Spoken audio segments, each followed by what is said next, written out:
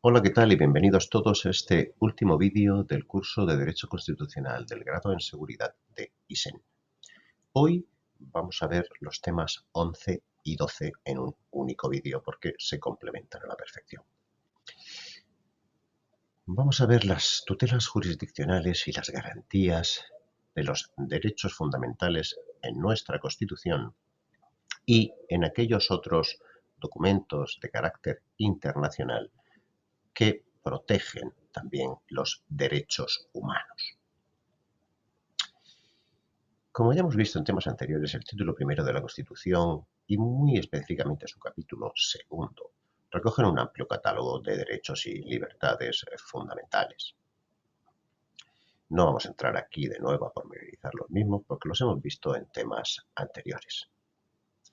Pero una Constitución que se precie de tal, que sea una auténtica Constitución, no solamente ha de recoger un catálogo de derechos y libertades fundamentales, sino que también ha de establecer los procedimientos tendentes a su tutela y a su garantía. Podríamos decir que un derecho fundamental, vale lo que valen sus garantías. A ello dedica la Constitución los capítulos cuarto y quinto de su título primero, artículos 53 a 55. Y en el ámbito internacional existen determinadas declaraciones de derechos a los que España se ha adherido a través de los correspondientes tratados internacionales y que regulan también las garantías a nivel internacional de estos derechos fundamentales. Y esos tratados son básicamente el Convenio Europeo de Derechos Humanos del año 1950 y la Carta de los Derechos Fundamentales de la Unión Europea del año 2000, la denominada Carta de Niza. Bien, pues vamos a examinar a continuación estas garantías clasificándolas en dos tipos. Por un lado, tendremos las garantías normativas e institucionales, es decir, las garantías por ley y por institución, y por otro lado tendremos las garantías jurisdiccionales, es decir, los tribunales ante los cuales podemos hacer efectivos estos derechos y libertades fundamentales. Con respecto a las garantías normativas e institucionales, hay que decir que la Constitución española del 78 recoge que todos están sometidos a la Constitución y el resto del ordenamiento jurídico. Eso es precisamente lo que dice el artículo 9, en su punto primero: los ciudadanos y los poderes públicos están sujetos a la Constitución y al resto del ordenamiento jurídico. Es decir, todos estamos sujetos, tanto los poderes públicos como los ciudadanos, en el cumplimiento de la Constitución y del resto de las leyes. Pero, como la Constitución sabe que el principal enemigo, la principal amenaza con respecto a los derechos y libertades fundamentales no es el ciudadano, sino que son los poderes públicos, la Constitución se cuida, en este capítulo segundo del título primero, de establecer que, en el artículo 53, que concretamente los derechos y libertades reconocidos en el capítulo segundo del presente título, es decir, los derechos y libertades fundamentales, vinculan a todos los poderes públicos. Ver que aquí ya no se menciona al ciudadano. El principal obligado al respeto de los derechos fundamentales son los poderes públicos. Pues bien, una de las garantías fundamentales que establece nuestra Constitución en la defensa y protección de los derechos fundamentales es la reserva de ley. Es decir, que estos derechos y libertades solo pueden ser regulados mediante ley por el Parlamento, por las Cortes Generales. A eso se refiere el artículo 53 de la Constitución también, cuando dice que solo por ley, que en todo caso deberá respetar su contenido esencial, podrá regularse el ejercicio de tales derechos y libertades, es decir, de los derechos y libertades recogidos en el título primero. Ello supone que el gobierno no puede regular estos derechos y no puede hacerlo vía reglamento, porque el reglamento es una norma inferior a la ley, pero tampoco vía decreto ley, que recordemos son actos del gobierno con fuerza de ley. Porque la propia Constitución, al regular los decretos ley en su artículo 86.1, establece que los decretos leyes no podrán afectar al ordenamiento de las instituciones básicas del Estado ni a los derechos, deberes y libertades de los ciudadanos regulados en el título primero. Por lo tanto, solo por ley y por ley parlamentaria, y le queda vedado su regulación al Gobierno tanto mediante reglamento como mediante decreto ley. Pero esta reserva de ley formal no es suficiente. Es decir, no solamente se requiere que la ley sea la que regule los derechos y libertades fundamentales, sino que esta ley, como dice el artículo 53 de la Constitución, respete su contenido esencial. Deberá respetar su contenido esencial. ¿Y qué es el contenido esencial? Bien, pongamos un ejemplo. Por ejemplo, el derecho constitucional de huelga.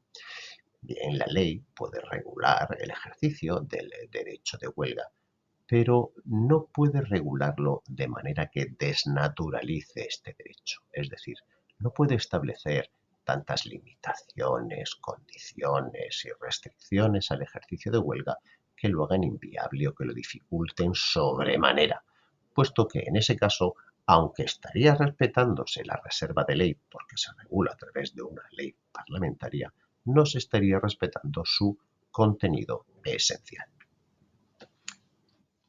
Bien, ahora vamos a centrarnos en otra garantía institucional de nuestros derechos y libertades fundamentales, que es la que se articula a través de la figura del defensor del pueblo.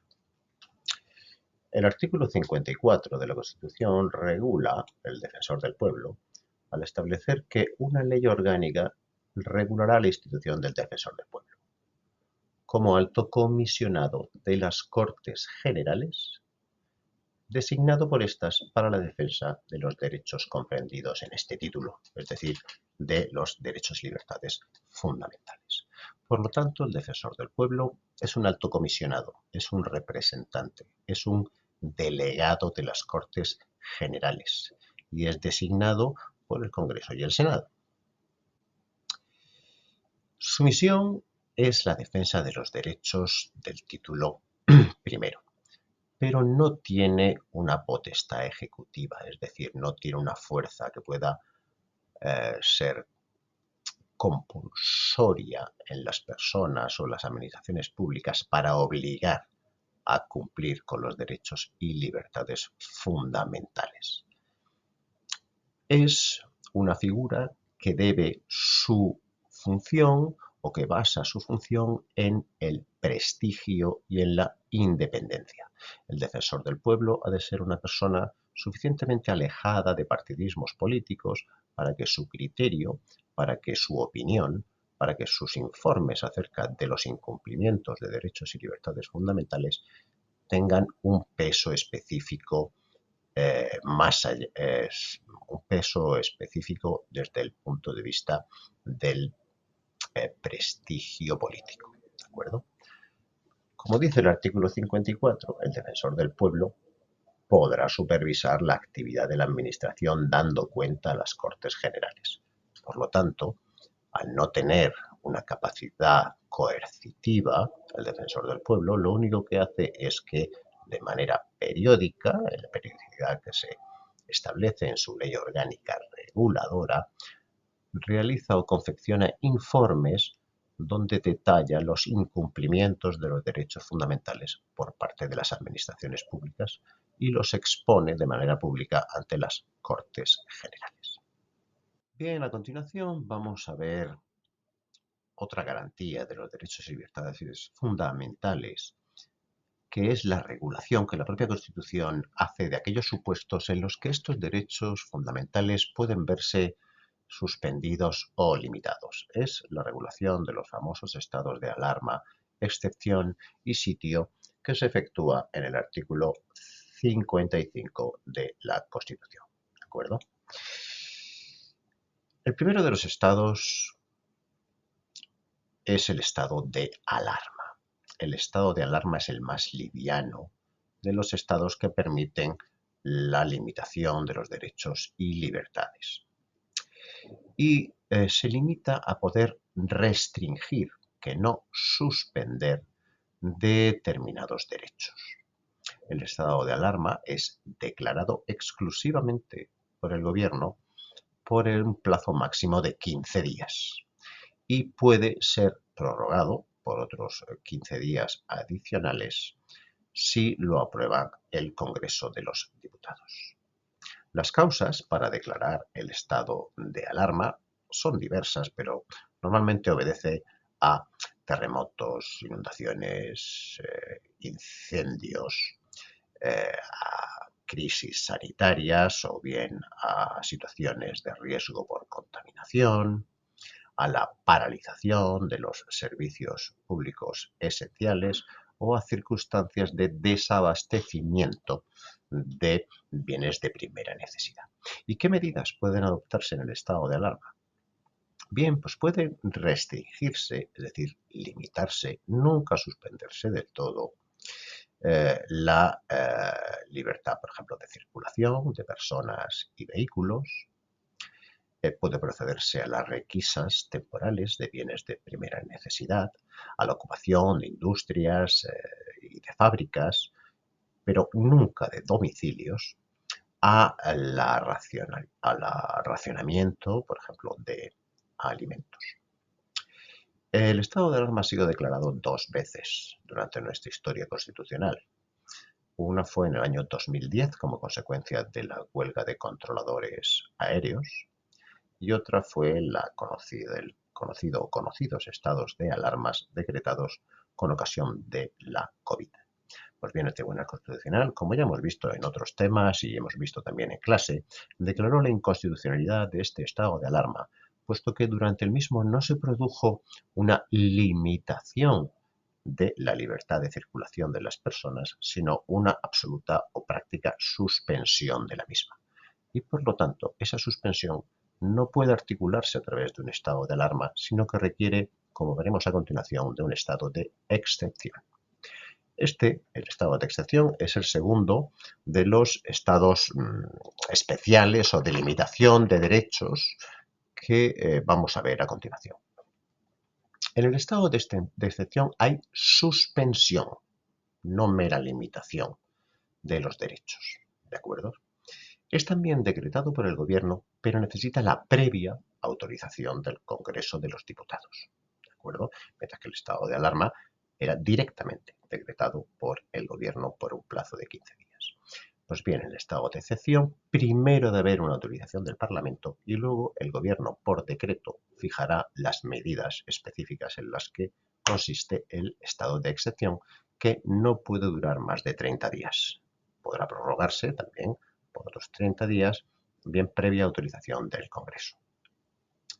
¿Y cuáles son los efectos limitativos que se pueden dar con ocasión del estado de excepción?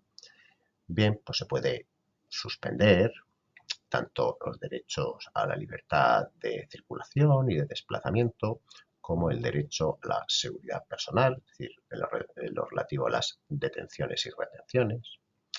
Puede también suspenderse el derecho a la inviolabilidad del domicilio.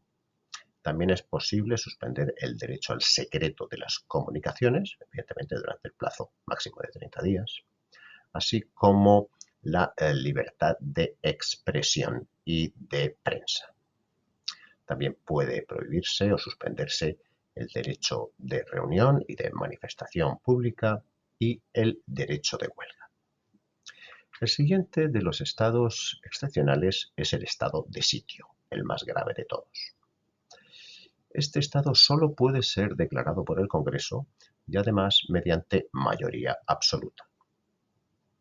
Normalmente las causas del estado de sitio vienen a coincidir con insurrecciones o con actos de fuerza, bien contra la soberanía o la independencia del Estado, su integridad o contra el orden constitucional.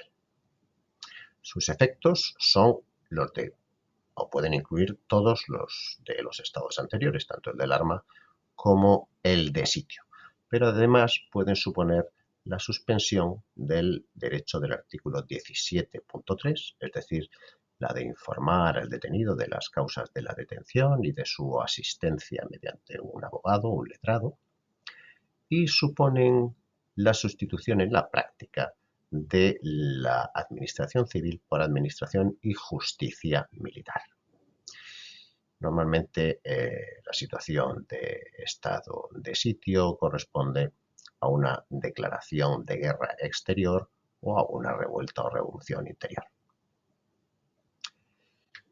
Bien, pues vamos a examinar a partir de ahora las garantías jurisdiccionales mediante tribunales que tienen los derechos y libertades.